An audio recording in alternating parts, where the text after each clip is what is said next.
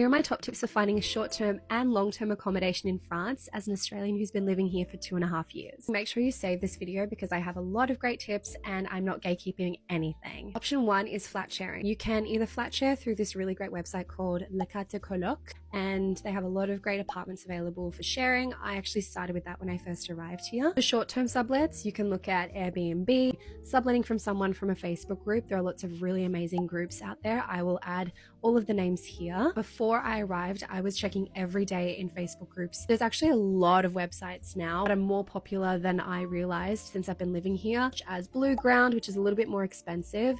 You also have Logis, you have Paris Attitude, you have some other short-term websites that are really great for your own place. These are often furnished, are a little bit more expensive, but they can help you. Since this is more long-term, C'est Loger, I think it's probably one of the best websites. PAP, but C'est Loger, be careful because you can be directly renting with the landlord and not through agencies. It's a bit of a mix. There's also Jinka, which is another website that incorporates a mix of the listings that are on PAP, C'est Loger, and other websites. You also have Le Bon Coin, but you do need to have a French number to have this. There's also another website called Gens de Confiance, but you do have to have some recommendation of people who are already on the website to be able to have access. Another recommendation that I don't see a lot of people saying is actually look at the areas that you want to live, like the arrondissement, the quartier. On Google Maps, find all of the real estate agencies in the areas that you like, and then reach out to them directly with your budget, what you're looking for, and the amount of rooms, etc.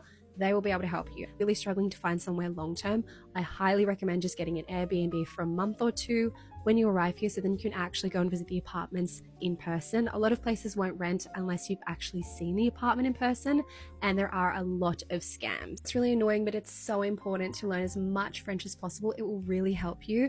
Now for me, I didn't know a lot of French before I moved here. You'll need to often make phone calls to go visit these apartments that you see on C'est Loger or Le Bon Coin, so it is so much easier if you know a few phrases. All the phrases and the vocabulary around apartment hunting, like what's été deux, été un, what is kitchen, what is heating, and what is rent, and things like that. You just need to know these things. It is so important and so helpful. I also kept a spreadsheet of everything, and I made sure that I was subscribed to emails from every single real estate agency in the areas I wanted to live, all of the websites, everything.